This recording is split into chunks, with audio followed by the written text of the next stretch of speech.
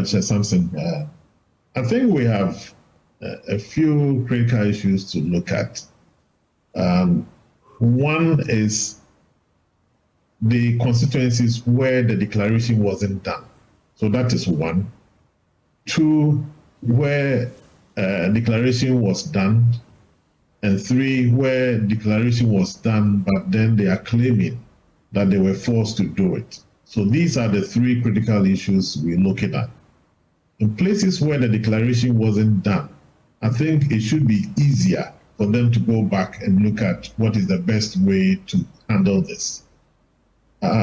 The other issue is that in the places where the declaration was done, the questions we've been asking is, were figures given such that the EC can actually have the figures which can be gazetted to indicate that this person won this polling station by this number?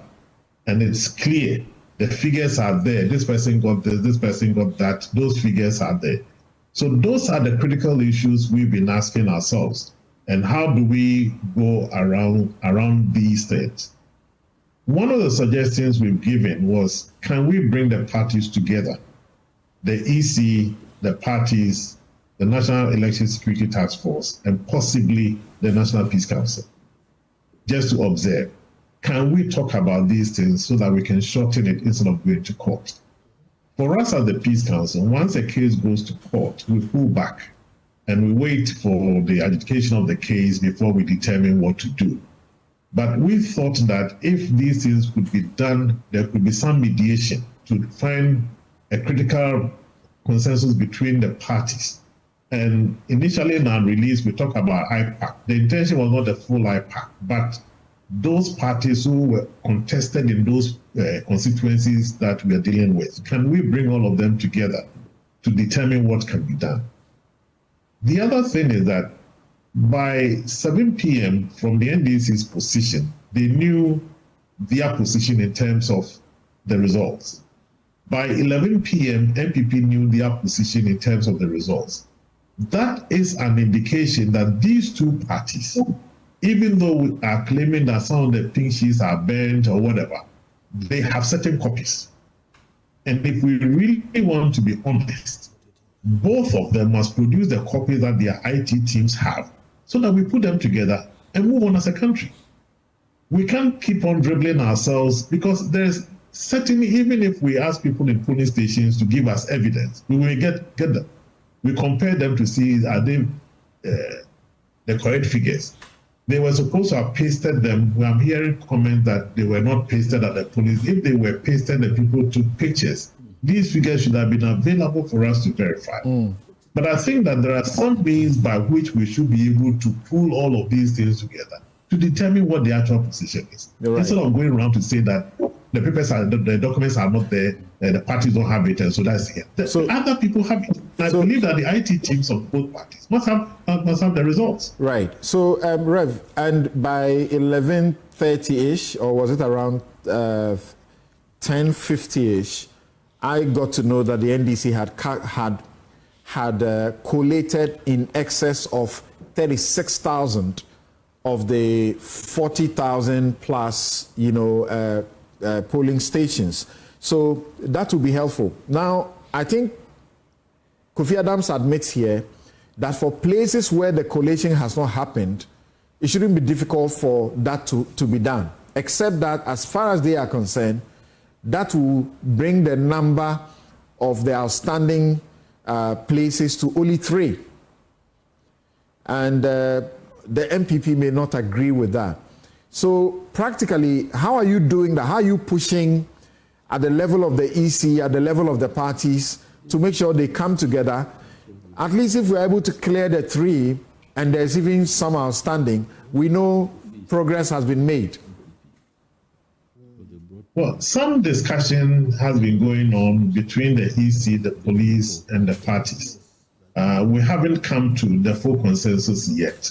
As at yesterday, we were still monitoring the situation at the police training depot school to see what the outcome was, until the evening when we were told that the EC had pulled out of the place.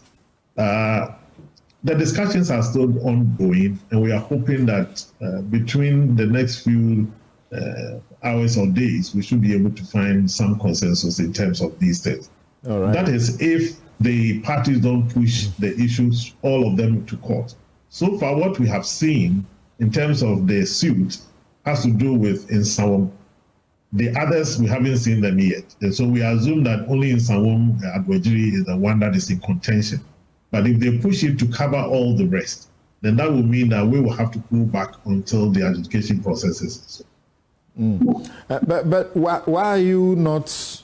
Why are you leaving out matters that have already gone to court? Those that have gone to court, you could also help to find, mediation around them. And now our court rules, which originally we made them in 2004, that said only commercial cases are amenable to pre-trial settlement. We changed the rules recently, and the rules now allow for all cases to be amenable to settlement. So even though they have filed matters in court, you still should be able to speak to them to agree to resolve it. Once they resolve it, the court will adopt the resolution. Well, we will keep on trying. We hope that the parties will give in for us to mediate in this process. Yesterday, a lot of discussion was going on, and we told them, well, look, let's sleep over it, reflect, and find a way out. So today, we will still continue with our negotiation to see how far we can. You don't see the potential of any difficulties on the 7th, where Parliament will be inaugurated? Well, our hope and prayer is that this issue should be resolved as quickly as possible. On another platform, I was telling the media that, look, business people are looking at doing business for Christmas. They want to sell their goods. They want to make money at the end of the year.